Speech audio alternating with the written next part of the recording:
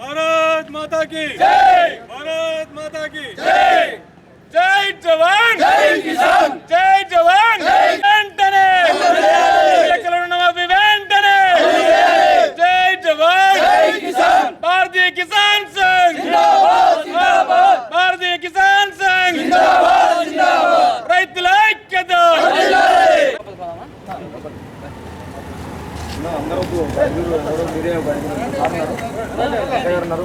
ఈరోజు జగిత్యాల జిల్లా కలెక్టర్ ద్వారా రాష్ట్ర ముఖ్యమంత్రి గారికి వారి దృష్టికి మేము తీసుకొస్తున్నటువంటి విషయం ఏంటంటే, ఎన్నికల లోపల వారు హామీ ఇచ్చారు, రైతులందరికీ 2 లక్షల రుణమాఫీ చేస్తాం, మీరు వెంటనే వెళ్ళి 2 లక్షల రుణం తెచ్చుకోండి, నేను డిసెంబర్ 9వ తేదీన నేను మాఫీ చేస్తాను అని చెప్పి రేవంత్ రెడ్డి గారు చెప్పడం జరిగింది.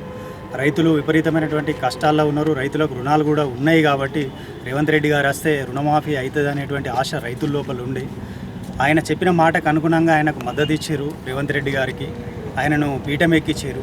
ఇప్పుడు ఇన్ని రోజులు గడుస్తున్నా రుణమాఫీ పూర్తిగా అమలు కావడం లేదు. 1 లక్ష లోపు అయినాయి, కొందరికి కాలేవు, టెక్నికల్ సమస్యలు అంటున్నారు. అయితే రైతులు రుణం తీసుకుంటున్నప్పుడు బ్యాంకుల లోపల ప్రతి ఒక్క పత్రం వారిది ఉన్నది, ఆధార్ కార్డ్స్ ఉన్నాయి, పాస్బుక్లు ఉన్నాయి, అన్ని వివరాలు కూడా బ్యాంకుల దగ్గర ఉన్నాయి, ప్రభుత్వాల దగ్గర ఉన్నాయి. అయినప్పటికీ టెక్నికల్ సమస్య అని చెప్పి రైతులకు పూర్తి స్థాయిలో రుణమాఫీ అనేది చేయట్లేదు. దీని ద్వారా రైతులు అనేది తీవ్రంగా నష్టపోతున్నారు.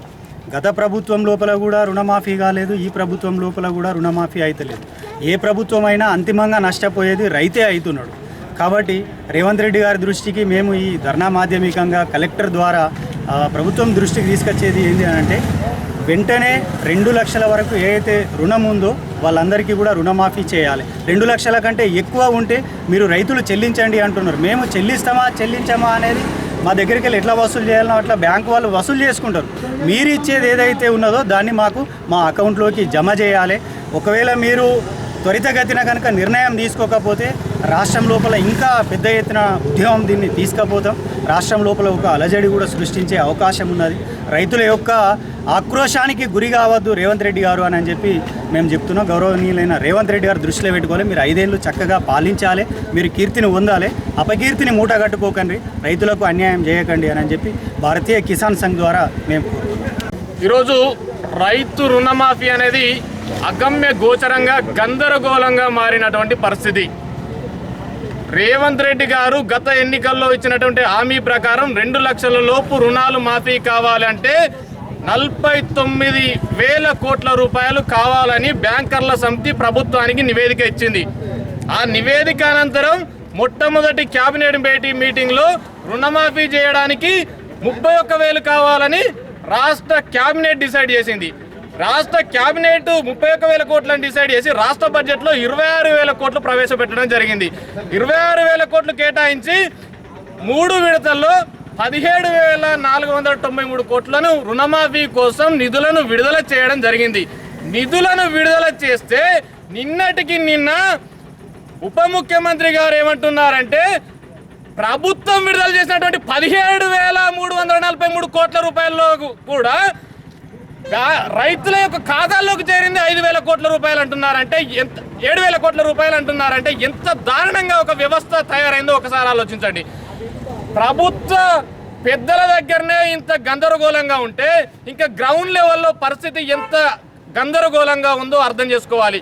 మొన్న ఒక మెట్పల్లి దగ్గర పక్కపంటి కెనరా బ్యాంకులోనే ఒక్క బ్యాంకు పరిధిలోనే 933 మంది రైతులకు ఇంకా రుణమాఫీ కావాల్సి ఉంది.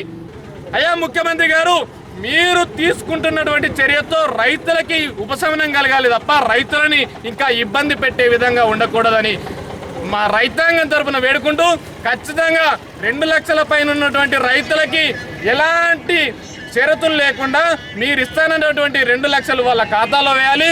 అర్హుడైనటువంటి ప్రతి ఒక్క రైతుకు రుణమాఫీ జరిగే విధంగా ఎలాంటి గందరగోళం లేకుండా ఈ రుణమాఫీ ప్రక్రియను పూర్తి చేసి, అదేవిధంగా రైతు భరోసా, రైతు బంధు కూడా ఇప్పటికీ రైతులు సాగు చేసుకుంటున్నటువంటి సమయం, పెట్టుబడి లేక గోసపడుతున్నటువంటి సమయం, ఆ రైతు పంట పెట్టుబడి కూడా రైతులకు విడుదల చేసి రైతాంగాన్ని రక్షిస్తారని, రైతాంగాన్ని ఆదుకుంటారని రైతాంగం తరపున వినయపూర్వకంగా వేడుకుంటూ జై జవాన్.